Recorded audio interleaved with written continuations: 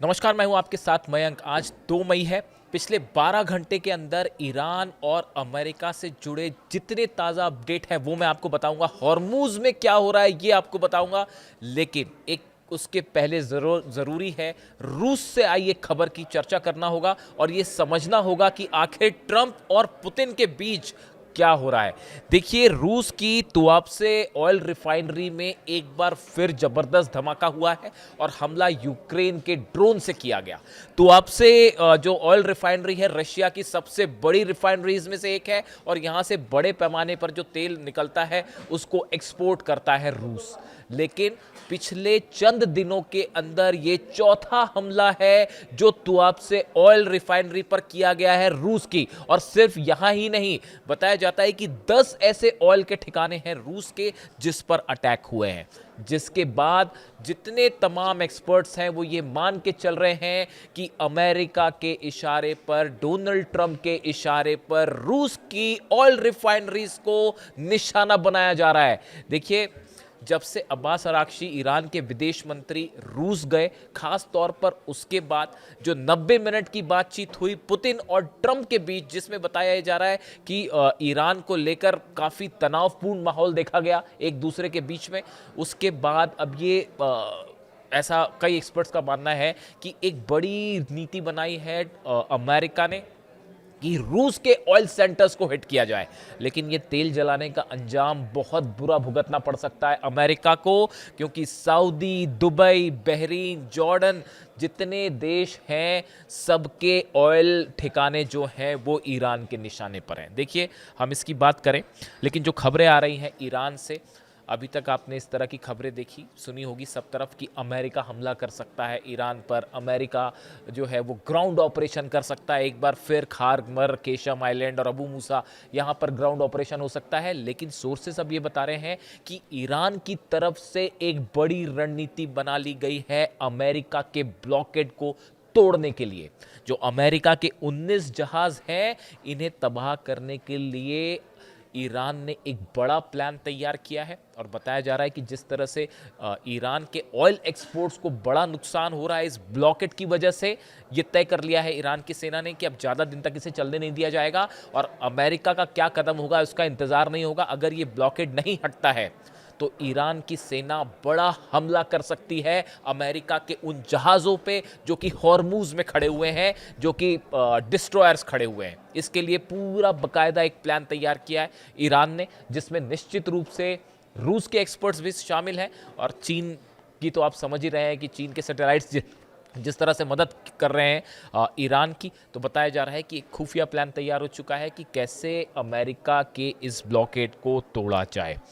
लेकिन इसके अलावा देखिए, 2 खबरें हैं जो कि बेहद अहम हैं, जिस पर गौर करने की ज़रूरत है। डार्क ईगल, आपने नाम सुना होगा। पिछले 2 दिन से बहुत ज़्यादा चर्चा हो रही है इस बात की कि डार्क ईगल वो हाइपरसोनिक मिसाइल है जो जिसके जो सेंटकॉम है, सेंट्रल कमांड है अमेरिका की, इसने डिमांड की अमेरिका से कि भाई ये मिसाइल्स हमें चाहिए ईरान पर हमला करने के लिए। अब आप समझिए कि आखिर क्यों सेंट्रल कमांड ये चाहता है कि हाइपरसोनिक मिसाइल्स का इस्तेमाल किया जाए। देखिए, हाल ही में जो बैठक हुई अमेरिका में व्हाइट हाउस में, जिसमें सेंटकॉम के चीफ ब्रैड कूपर जो थे वो भी शामिल थे, डैन केन शामिल थे, सब अधिकारी शामिल थे।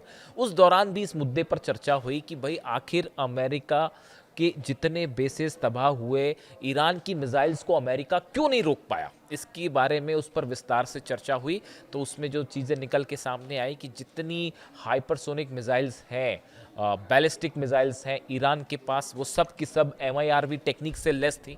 एक ऐसी तकनीक जो अपना रास्ता बदल के हमला कर सकती हैं, सेजिल खास तौर पर, जिसमें उनको कोई भी डिफेंस सिस्टम इंगेज नहीं कर पाता और अगर किसी तरह का डिफेंस की तरफ से कोई मिसाइल फायर होती है डिफेंस सिस्टम से तो वो अपना रास्ता बदल लेती है, अपने हिसाब से टारगेट तय कर लेती है। ये ब्रीफ किया गया डोनाल्ड ट्रंप को और ये बताने की कोशिश की गई कि अगर ईरान को काउंटर करना है तो हमें भी हाइपरसोनिक मिसाइल्स चाहिए। डार्क ईगल का जो है वो चर्चा है। देखिए, इसकी बड़ी वजह है, ईरान ने पिछली बार जो हमले हुए अमेरिका और इजराइल की तरफ से, उसमें एक बड़ा निशाना था ईरान के लॉन्च पैड्स, वो लॉन्च पैड्स जहां से ईरान अपनी मिसाइल्स फायर कर रहा था।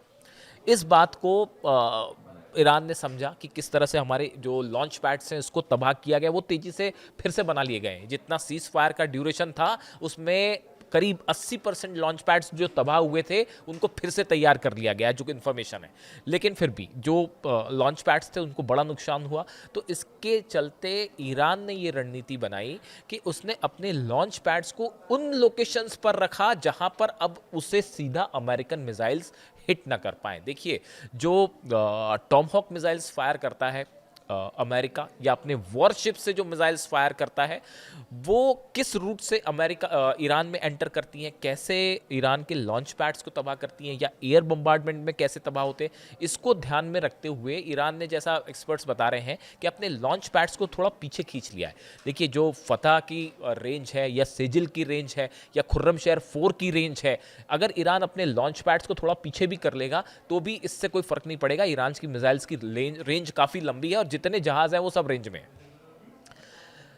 अब सवाल यह है कि अगर ईरान ने अपने लॉन्च पैड्स को रीलोकेट किया है तो ऐसे में कैसे उन्हें निशाना बनाया जाए। इसीलिए इस्तेमाल का चर्चा शुरू हुई कि ये जो डार्क ईगल हाइपरसोनिक मिसाइल है, जिसकी रेंज जो है करीब 2780 यानी 3000 किलोमीटर पकड़ लीजिए, 3000 किलोमीटर रेंज है और 6174 किलोमीटर प्रति घंटे की रफ्तार से ये उड़ सकती है। इसी वजह से अपने शिप्स पर इस मिसाइल्स को तैनात करने की प्रक्रिया ऑलरेडी शुरू हो चुकी है। इसीलिए कहा जा रहा है कि जंग के लिए पहले की जो प्रिपरेशन है वो बहुत तेजी से चल रही है और इस बात को ईरान भी भली भांति समझ रहा है, ठीक से समझ रहा है। देखिए, इसके अलावा एक अहम खबर ये भी है कि ऑयल, मैंने आपको पहले भी कहा कि ये पूरी जंग जो है एक बड़े ऑयल वॉर के रूप में उभर कर सामने आ रही है। पाकिस्तान की कल तस्वीरें देखी मैंने, पाकिस्तान में बड़ा ऑयल क्राइसिस होता दिखाई दे रहा है। सिर्फ पाकिस्तान में नहीं, कई देशों में हालात जो हैं वो ऑयल को लेकर बेहद गंभीर होते दिखाई दे रहे हैं। इसी बीच देखिए, ईरान और चीन, इनके बीच में ऑयल कैसे सप्लाई हो, इसको लेकर एक नई रणनीति बनाई गई है, जिसको लेकर अमेरिका के कई अखबार और वेबसाइट से दावा कर रहे हैं कि ईरान ने अपने रेल रूट से चाइना को ऑयल की पहली सप्लाई भेज दी है। अब ये खबरें, अभी इस बारे में ईरान ने कुछ नहीं कहा, चाइना ने कुछ नहीं कहा। देखिए, ये बताया जा रहा है कि जो ये रेल रूट है, ये कजाकिस्तान, उज़्बेकिस्तान, तुर्कमेनिस्तान से होते हुए ऑयल जो है ये सप्लाई हुआ है चाइना को। 2016 में पहली मालगाड़ी चीन से ईरान पहुंची थी। लेकिन देखिए, मालगाड़ी भले आई हो, लेकिन जो आप जब कच्चा ऑयल सप्लाई करते हैं, क्रूड ऑयल कहीं सप्लाई करते हैं, तो उसके लिए आपको एक लॉजिस्टिक सपोर्ट चाहिए होता है। तो ये आसान नहीं है। ये उसी रूट पर हो सकता है जहाँ पे पूरे लॉजिस्टिक सपोर्ट्स हैं और पहले से यहाँ व्यापार होता रहा हो। लेकिन इसके बावजूद अमेरिका के कई वेबसाइट्स ने इस तरह का दावा किया है कि ईरान ने पहली बार रेल रूट का इस्तेमाल करते हुए, क्योंकि आप जान ही रहे हैं ईरान के जितने तेल के कुएं हैं वो फुल हो चुके हैं, तो वो ऑयल सप्लाई करना बहुत ज़रूरी है, वरना वो डिस्ट्रॉय हो सकते हैं, ख़त्म हो सकते हैं हमेशा के लिए कुएं। तो ईरान ने बताया ये जा रहा है कि अब रेल मार्ग के जरिए पहला शिपमेंट, मतलब जो पहला उसका जो खेप है वो पहुंचा दी है चीन, और ये रेल रूट से सप्लाई की गई है। हालांकि इसके बारे में अभी कोई कंफर्मेशन नहीं है, लेकिन चूंकि अमेरिका से इस तरह के दावे हो रहे हैं इसलिए इसको थोड़ा गंभीरता से लिया जा रहा है। देखिए, चीन के जो जिनजियांग है वहाँ से निकलकर अलाशान को सीमा से होते हुए कजाकिस्तान, तुर्कमेनिस्तान के रास्ते तेहरान वाला जो रूट है ये फॉलो किया जाता है ऑयल के लिए। इस तरह की खबरें हैं। देखिए, इसी बीच एक और अहम खबर ये है, जब ये ऑयल वाली बात है, जो टेंशन है, इसके बीच में खबर आई है चीन के विदेश मंत्री और अमेरिका के विदेश मंत्री मार्को रूबियो के बीच में फोन पर बात होती है, और यहां पे भी ये बात बड़ी गर्मा गर्म बहस हो जाती है। एक प्रकार से बहस ही हो गई, जैसे ट्रंप और पुतिन के बीच 90 मिनट बात होती है, लेकिन उसमें भी कई जगह यूक्रेन को लेकर, ईरान को लेकर अच्छी खासी गर्मा गर्मी दिखाई दी। वैसे ही हाल चीन के विदेश मंत्री और अमेरिका के विदेश मंत्री जो है मार्को रूबियो और वांग यी के बीच में जो बात होती है उसमें भी टेंशन दिखाई दिया, और ये टेंशन था ताइवान को लेकर। देखिए, ट्रंप जो है वो विजिट करने वाले हैं चाइना की। अब चीन ये कह रहा है कि आप विजिट करें, लेकिन आप एक बात को लेकर साफ रहिए, ताइवान को लेकर किसी तरह का इंटरफेरेंस नहीं होना चाहिए, बात नंबर एक। दूसरी, चीन ये कह रहा है कि आप अपनी प्रायोरिटी स्टॉक्स में क्या रखना चाहते हैं वो साफ कर लीजिए पहले से, यानी अपनी प्रायोरिटी क्लियर रखिए कि कहां कहां आपको किस मुद्दे पर बात करना है, हमारे क्षेत्र में इंटरफेयर मत करिएगा, इस तरह की जानकारी है। देखिए जो खबरें छपी स्टॉक्स को लेकर बड़ी इंटरेस्टिंग है। Days before Donald Trump's expected visit to Beijing, China has issued a firm message to the United States, placing Taiwan at the center of tensions. Chinese Foreign Minister Wang Yi, in a call with US Secretary of State Marco Rubio, stressed the need to maintain stability while warning that Taiwan remains the most sensitive issue in bilateral ties.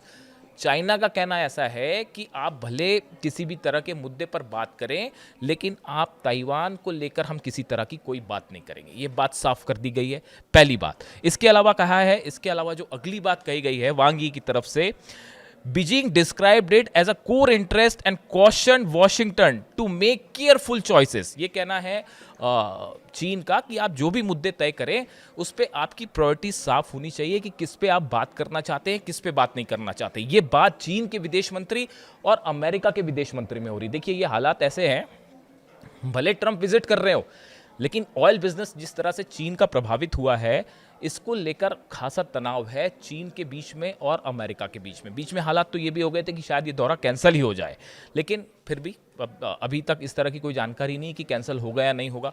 इस बीच जो खबरें हैं, मैंने आपको पहले ही बताया था पिछले वीडियो में कि चाइना के कुछ शिप्स जो हैं, खासकर नेवी के वॉरशिप्स हैं, वो मौजूद हैं अदन की खाड़ी में और हॉर्मूज़ के आसपास, और जो ऑयल सप्लाई हो रहा है उसको वो साथ में सुरक्षित निकालने के लिए चीन ने अपनी नेवी वहां पर भेज रखी है। इन हालात में चीन और अमेरिका के बीच खासा तनाव। देखिए इसीलिए जो खबरें हैं उसमें कहा गया, the exchange comes as the both sides prepare for high level talks with global concerns ranging from Iran tension to energy supply disrupting shaping the backdrops.